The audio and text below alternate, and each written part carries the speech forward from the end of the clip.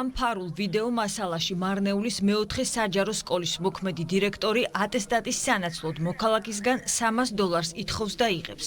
Ამ ჩანაწერში კი ოზურგეთის მერიის ყოფილი წარმომადგენელი და მერიის შიდა აუდიტის მოქმედი უფროსი სპეციალისტი ფიგურირებენ, რომლებიც მოქალაქეს კაპროვანში, ზღვისპირა ზოლში, სახელმწიფო მიწის უნებართვოდ გამოყენებისა და მფარველობისთვის 4,000 ლარს თხოვენ. 2,000-ის როგორ აგერა თუ გინდა გადაგითხრა. სახელმწიფო უსაფრთხოების სამსახურმა მთელი ქვეყნის მასშტაბით ჩატარებული სპეცოპერაციის შედეგად 6 სხვადასხვა საქმეზე 5 ადამიანი დააკავა.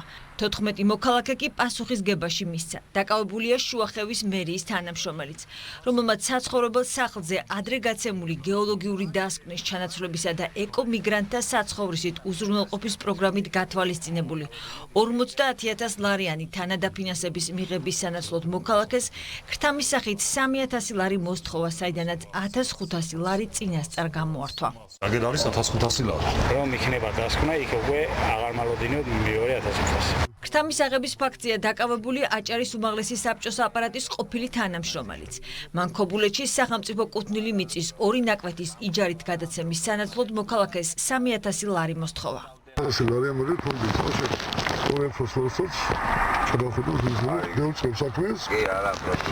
სუსმა გაშიფრა თბილისსა და საგარეჯოში 90,000 ლარამდე თანხის თაღლითურად მითვისების სქემაც.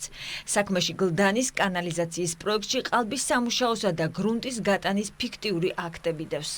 შპს ჰორიზონტი 23-ის დირექტორმა შპს არქიტრავს ფიქტიურად მიაღებინა მონაწილეობა ტენდერში და მერიასთან ხელშეკრულების გაფორმების შემდეგ სამუშაო მთლიანად შეასრულა შპს ჰორიზონტი 23-მა. სამუშაოებზე გასცეს ყალბი ინსპექტირების ანგარიში, რის შედეგადაც მოხდა 89,727 ლარის თაღლითურად დაუფლება. გლდანის რაიონის გამგეობასა და შპს ლოგის შორის გაფორმდა სახელმწიფო შესყიდვის შესახებ ხელშეკრულება სამეგრელოს ქუჩის კანალიზაციის გარექსელის მოწყობასთან დაკავშირებულ სამუშაოებზე შპს ლოგის დირექტორმა, შპს სკ 2000-ის დირექტორთან ერთად დაამზადა ყალბი დოკუმენტები, მოჭრილი გრუნტი გადაყარეს სამუშაოების განხორციელების ადგილას მდებარე ხევში.